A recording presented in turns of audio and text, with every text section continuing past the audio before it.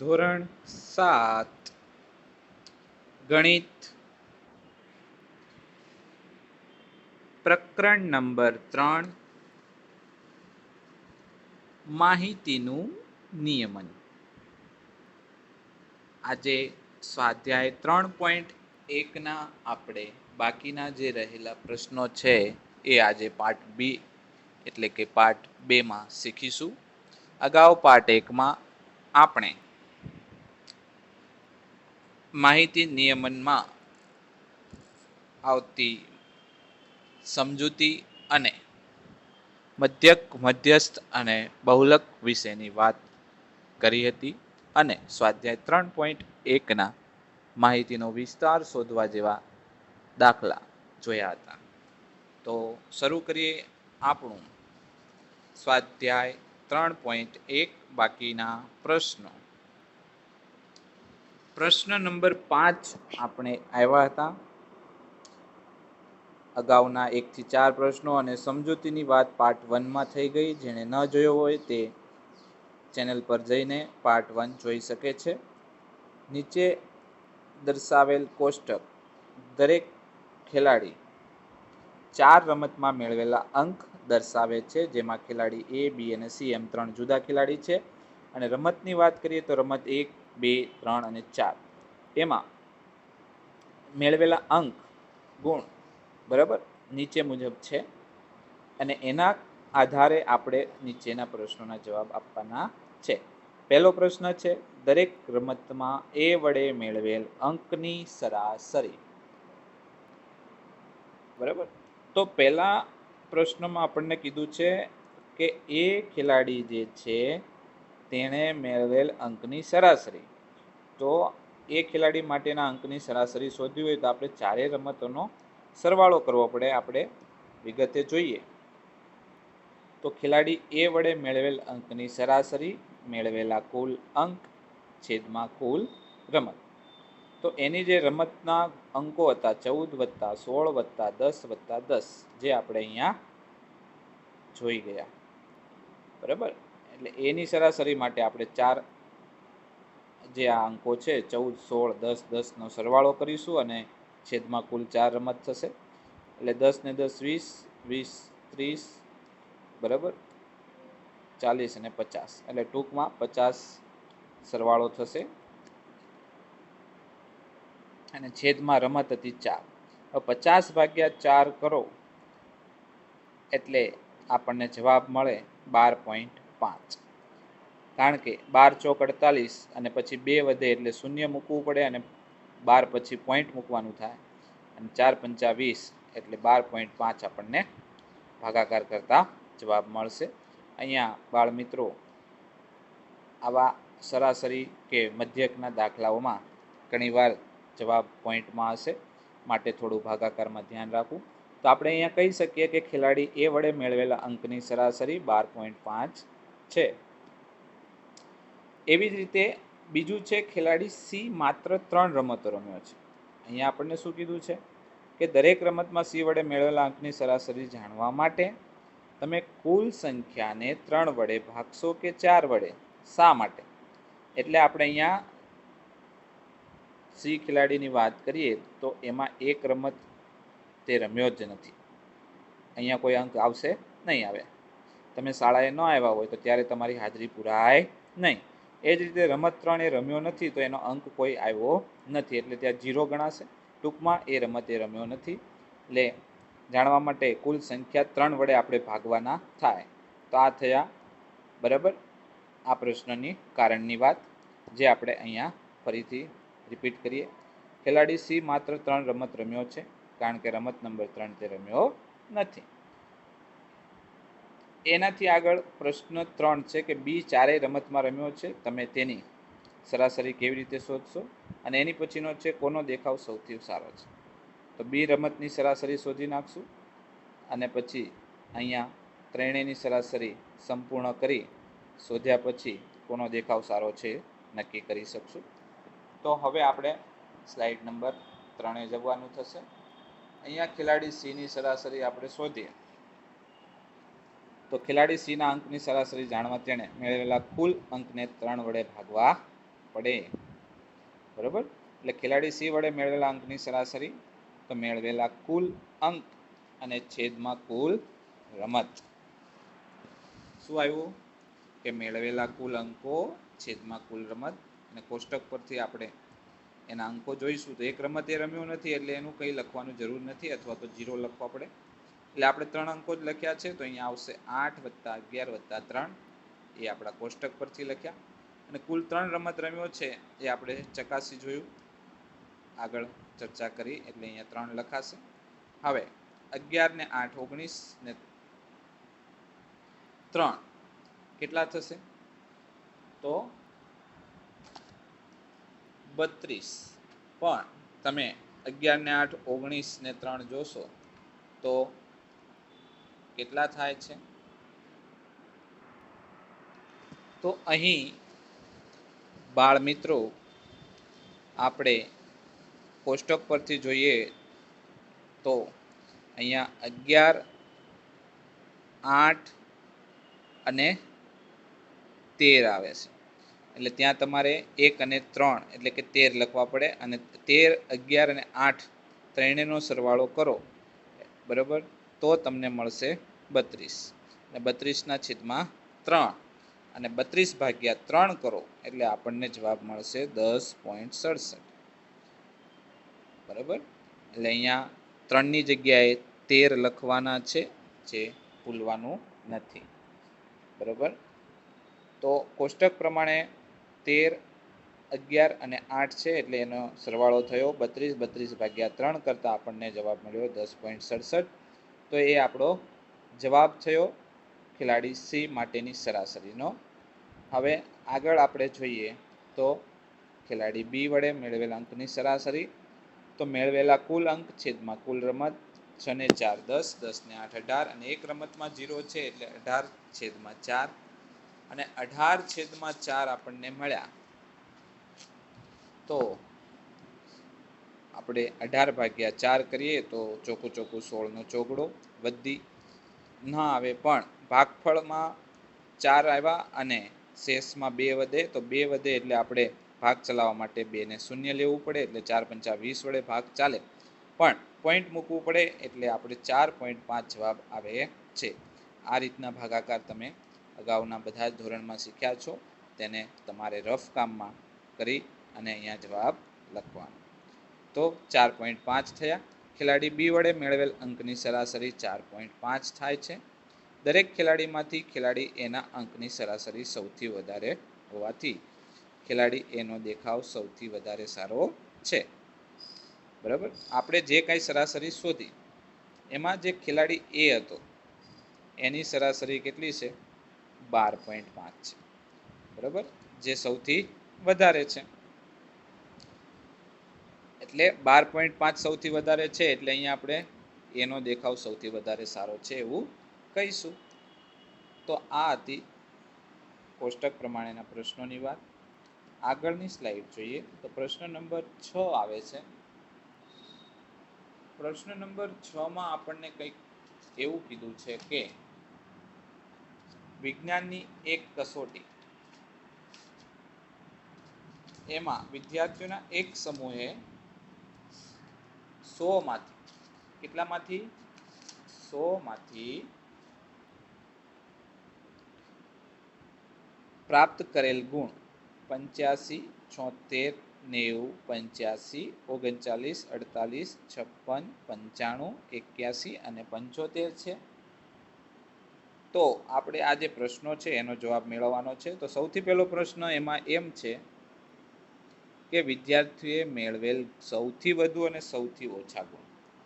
તો સિમ્પલ છે બાળ મિત્રો, સૌથી વધુ સૌથી ઓછા આપણે અહીંયા અંકથી ડાયરેક્ટ મેળવી શકીએ, પણ જ્યારે વિસ્તાર શોધવાનો હોય, સરાસરી શોધવાની હોય, એમાં ખાસ કરીને વિસ્તાર માટે આપણે ચડતા ક્રમમાં ગોઠવવા પડે છે.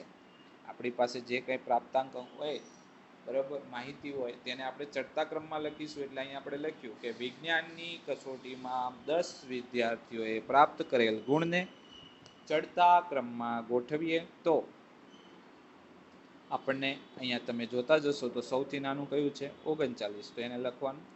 બરાબર. ભૂલ ન પડે માટે પહેલાં પેન્સિલથી લખો, પછી બોલ પેનથી લખી નાખો, અને અહીંયા જે લખવાનું છે એ લખાઈ જાય એને અહીંયા ટીક કરતા જાઓ. 39 પછીનો જે અંક છે એ 48 છે. તમે અહીંયા 48થી નાનો મોટો નથી એટલે એ લખી નાખ્યો, એને અહીંયા ટીક કરો. 48 પછી 49, 50 છે નહીં, પછી 51, 52, 53, 54, 56 અહીંયા તમને દેખાય છે, એ સિવાયનું કોઈ નથી, તો 56 લખી નાખ્યા. અહીંયા ટીક કરી નાખવાનું, અહીંયા લખતું જવાનું. 57, 58, 59, 5ની લાઈન નથી, 6ની લાઈન જોઈએ તો પણ નથી.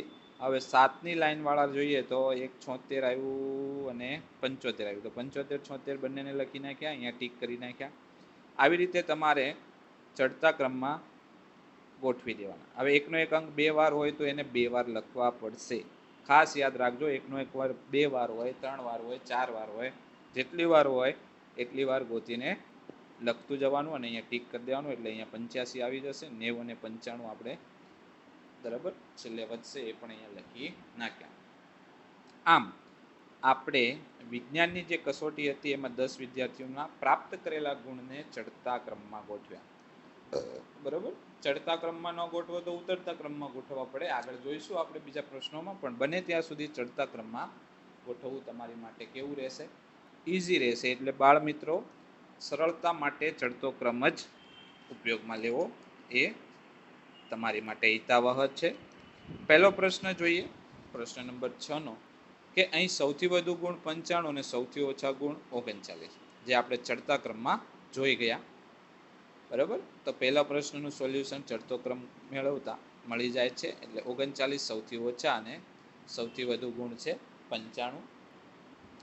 ગુણનો વિસ્તાર જોઈએ તો સૌથી વધુ ગુણ માઇનસ સૌથી ઓછા ગુણ, એટલે આપણે લીધા સૌથી વધુ ગુણ 95 માઇનસ સૌથી ઓછા ગુણ 39.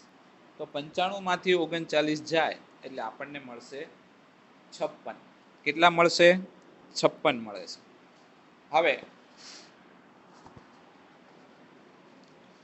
56 ગુણ મળે છે, તો એ આપણો આપેલ માહિતીનો વિસ્તાર થયો, ગુણનો વિસ્તાર થયો. એ પછી ત્રીજું છે કે આ સમૂહ દ્વારા મેળવાયેલા ગુણની સરાસરી. અને આ જે સરાસરી બાળમિત્રો આપણે શોધીએ છીએ એ ખરેખર મધ્યક જ છે. આપણે સ્વાધ્યાય આગળના શીખીશું ત્યારે મધ્યક શોધવાનો પ્રશ્ન પણ આવશે. ટૂંકમાં આપણે સમજૂતીમાં પણ શીખી ગયા કે અંકગણિતીય સરાસરી એટલે આપણો મધ્યક. તે બંને વસ્તુ એક જ છે. બધા ગુણનો સરવાળો છેદમાં વિદ્યાર્થીઓની કુલ સંખ્યા. આપણને જેટલા પણ ગુણ આપ્યા હતા, ચડતો ક્રમ છે એને આપણે અહીંયા સરવાળામાં લખીશું, અને કુલ અંકો હતા 10, જે આપણે રકમ પરથી જોઈ ગયા, અને ન ખ્યાલ આવે તો ગણી પણ શકો છો, તો 10 થશે. હવે આ બધા જ અંકોનો સરવાળો કરતા આપણને મળે છે 730, અને છેદમાં છે 10. તો તમે અહીંયા 0 ને શું કરી નાખશો? દૂર કરી દેશો. એટલે આપણી પાસે વધ્યા 73 ગુણ. એટલે આપણે અહીંયા લખ્યું કે આ સમૂહ દ્વારા મેળવેલા ગુણની સરાસરી 73 થાય છે. તો આ રીતે આપણે પ્રશ્નોને વ્યવસ્થિત સમજીને તેનું ઉકેલનું બરાબર સોલ્યુશન લાવવાનું હોય છે. હવે પ્રશ્ન નંબર 7ને શીખીએ. અહીં આપ્યું છે કે સળંગ 6 વર્ષોમાં એક શાળામાં વિદ્યાર્થીઓની સંખ્યા નીચે પ્રમાણે છે. જેમાં આપ્યું છે 1555, 1670, 1750, 2013, 2540, 2820. બરાબર. તો આપણે એ રીતે પણ વાંચીએ છીએ અને આવી રીતે પણ લખી શકાય, ઝડપથી લખવું હોય તો. આ સમયગાળા દરમિયાન શાળામાં વિદ્યાર્થીઓની સરાસરી શોધો. બરાબર. આપણને જે આ સંખ્યાઓ આપી છે તો આ સમય દરમિયાન વિદ્યાર્થીઓની સરાસરી શોધવાની છે. હવે સરાસરી શોધવા માટે આપણે શું કરીએ છીએ? આપણી પાસે જે પ્રાપ્તાંકો છે, અવલોકનો છે, તેનો સરવાળો કરીએ છીએ. એટલે આપણે વિદ્યાર્થીઓની કુલ સંખ્યા શોધીએ તો આપણે બધા જ અંકોનો શું કરીશું? સરવાળો. એટલે અહીંયા સરવાળાથી લખી નાખ્યા, અને સરવાળો કરતા આપણને મળે છે 12,348. બરાબર, જેની માટે તમે અહીંયા એકમનો અંક લેતા જાઓ તો 0 0 3, 3 ને 5 8, પછી પાછો દશકનો અંક લ્યો તો 2 ને 4 6, 6 ને 1 7, 7 ને 3 10 ને 2 12, 12 ને 7 19, 19 ને 5 કેટલા થશે? 24 નો ચોગડો. વધી પડી 100 ના અંકે 2 એટલે 5 ને 2 7, 7 ને 6 13, 13 ને 7 20, 25 ને 35 ને 3 33 નો તગડો. વધી પડી 3 4 5 6 7 8 9 10 11 12, એટલે આપણી પાસે સંખ્યા મળી 12,348. તો આવી રીતે આડા સરવાળા આપણે કરી નાખવાના. વધી છે એ આગળની પહેલી રકમે મૂકી જશે, બરાબર. તો જેથી કરીને તમે સરળતાથી સરવાળો પણ કરી શકો. વિદ્યાર્થીઓની સંખ્યાની સરાસરી કુલ વિદ્યાર્થીઓ છેદમાં વર્ષની સંખ્યા. વર્ષ કેટલા થયા? તો 1 2 3 4 5 6, જે અહીંયા આપેલું છે એ સળંગ 6 વર્ષો. ખ્યાલ આવ્યો? તો વર્ષો લખી નાખ્યા, છેદમાં 6, અને સંખ્યા હતી આપણી કુલ વિદ્યાર્થીઓની 12,348, એટલે આપણી રકમ મળી 12,348 ના છેદમાં 6. હવે આ 12,348 ને 6 વડે ભાગશો તો આપણને મળશે 2058. કેટલા મળશે? 2058.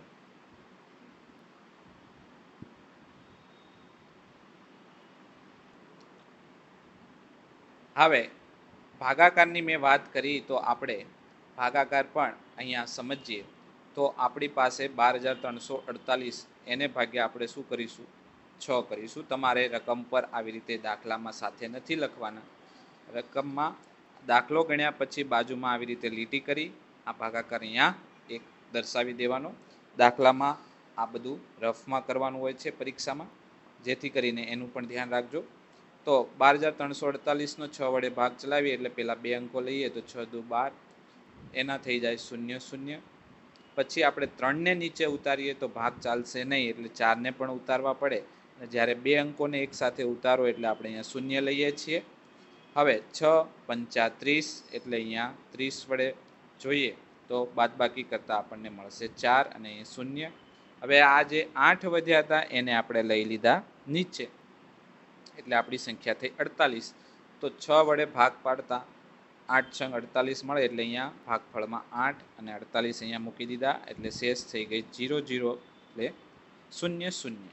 તો આપણો જવાબ થયો 2058. બરાબર. તો એ 2058 આપણે અહીંયા લખી નાખ્યા છે. આમ આ સમયગાળા દરમિયાન શાળાના વિદ્યાર્થીઓની સરાસરી 2058 થાય છે. તો આ હતો પ્રશ્ન નંબર 7. આ ફરી કહું છું, ભાગાકાર તમારે સાઈડમાં દર્શાવવાનો. આ તમે સારી રીતે સમજી શકો, એટલે આપણે ફૂલ સ્ક્રીનમાં રેડ કલરથી સમજાવ્યું છે. આગળનો પ્રશ્ન જોઈએ, પ્રશ્ન નંબર 8. કે એક શહેરમાં કોઈ ચોક્કસ અઠવાડિયામાં પડેલ વરસાદ મિલીમીટરમાં આપેલો છે, નીચે દર્શાવ્યા પ્રમાણે નોંધવામાં આવ્યો છે. જેમાં દિવસ વરસાદ મિલીમીટરમાં છે. સોમવાર, મંગળવાર, બુધવાર, ગુરુ, શુક્ર, શનિ અને રવિ, એમ 7 વાર પ્રમાણે જે વરસાદ પડ્યો એ અહીંયા પોઈન્ટની સંખ્યાઓમાં આપેલો છે. હવે તમારે ખાસ યાદ રાખવાનું કે જ્યારે પોઈન્ટની સંખ્યાઓ હોય ત્યારે સરવાળો કરતી વખતે એકમ, દશક અને દશાંશ સંખ્યાઓનો પણ અહીંયા સ્થાન કિંમતનું ધ્યાન રાખવાનું રહેશે, જે આગળ તમે શીખ્યા છો. પ્રશ્ન 8માં નાના નાના 3 પ્રશ્નો આપ્યા છે, જેમાં ઉપરની માહિતીના આધારે વરસાદનો વિસ્તાર શોધો. આ અઠવાડિયામાં પડેલ વરસાદની સરાસરી શોધો. કેટલા દિવસોમાં વરસાદ સરાસરી વરસાદ કરતાં ઓછો પડ્યો છે તે પણ આપણે શોધીશું. સૌથી પહેલાં જોશો તો વરસાદનો વિસ્તાર. હવે અહીંયા ચડતા ક્રમમાં લખવાની જરૂર રહેતી નથી, કારણ કે બાળ મિત્રો આપણું સૌથી નાનું માપ 0 0 છે, એટલે 0.00 સૌથી નાનું થયું, કારણ કે વિસ્તારમાં આપણે સૌથી વધુ અને સૌથી ઓછો વરસાદ પડ્યો તે જોવાનું છે, અને તેનો જ આગળ ઉપયોગ કરી બાદબાકી કરવાની છે. એટલે આપણે અહીંયા લખ્યું સૌથી વધુ વરસાદ માઇનસ સૌથી ઓછો વરસાદ. તો સૌથી વધુ આપણે જોઈએ તો 20.5 છે, જે આપણે અહીંયા લખી નાખ્યા, અને સૌથી ઓછો મેં હમણાં કહ્યું તેમ 0.0 છે, જે આપણે આમાંથી બાદ કરીશું તો પણ આપણો જવાબ રહેશે 20.5 મીમી. એટલે આપણે કહી શકીએ કે વરસાદનો વિસ્તાર 20.5 મીમી એટલે મિલીમીટર છે. હવે વરસાદની સરાસરી જોઈએ તો અઠવાડિયામાં પડેલ કુલ વરસાદ છેદમાં દિવસોની કુલ સંખ્યા. હવે અઠવાડિયામાં પડેલ કુલ વરસાદ કેટલો છે તો આપણે કોષ્ટક પરથી બધી જ સંખ્યાઓ લખીએ તો 0.0 પ્લસ 12.2 પ્લસ 2.1 પ્લસ 0.0 કારણ કે 2 વાર આવે છે, 20.5 5.5 અને 1.0. આ બધા જ ને સ્થાન કિંમત પ્રમાણે સરવાળો કરીએ તો અહીંયા 5 10 11 12 13 નો તગડો વધી પડી એકમના અંકે વધી મૂકવાની 1 એટલે 1 ને 2 3 4 5 5 ને 5 10 ને 1 11 નો એકડો પાછી વધી થઈ 100 ના સ્થાને. હવે 100 ના સ્થાને આપણી પાસે અહીંયા દશકના સ્થાને જશે કારણ કે પોઈન્ટ પછી છે એટલે પોઈન્ટ પછી દશાંશ છે તો એકમ અને દશકના સ્થાને આપણી પાસે વધ્યા કેટલા તો આપણે જોયું એ પ્રમાણે 1 2 3 અને 1 વધીનો એટલે 4 એટલે અહીંયા આપણે મૂકી દીધા 41.3 એના છેદમાં 7. હવે ભાગાકાર કરતા આપણને મળશે અહીંયા 5.9 મીમી બરાબર. તો એ આપણો જવાબ થશે. આમ વરસાદની સરાસરી 5.9 મિલીમીટર થાય છે. હવે પ્રશ્ન નંબર 3 છે કે કોષ્ટક પરથી જણાય છે કે આ અઠવાડિયામાં 5 દિવસ એટલે કે સોમવાર, બુધવાર, ગુરુવાર, શનિવાર અને રવિવારે સરેરાશ વરસાદ 5.9 મીમી કરતાં ઓછો પડ્યો છે. કારણ કે આપણી સરાસરી છે 5.9, એને આપણે ક્યાં સરખાવવાની કોષ્ટક સાથે. 5.9 કરતાં ઓછો ક્યારે પડ્યો તો 1 2 3 4 5 સોમ, બુધ, ગુરુ, શનિ અને રવિ. તો એ આપણે અહીંયા જવાબમાં કોષ્ટક પરથી અને આપણે સરાસરીને સરખાવતા લખી નાખ્યો છે. એટલે પ્રશ્ન 3 નો જવાબ સોમ, બુધ, ગુરુ, શનિ અને રવિવારનો રહેશે કે જ્યાં દિવસે સરાસરી કરતાં ઓછો વરસાદ પડ્યો છે.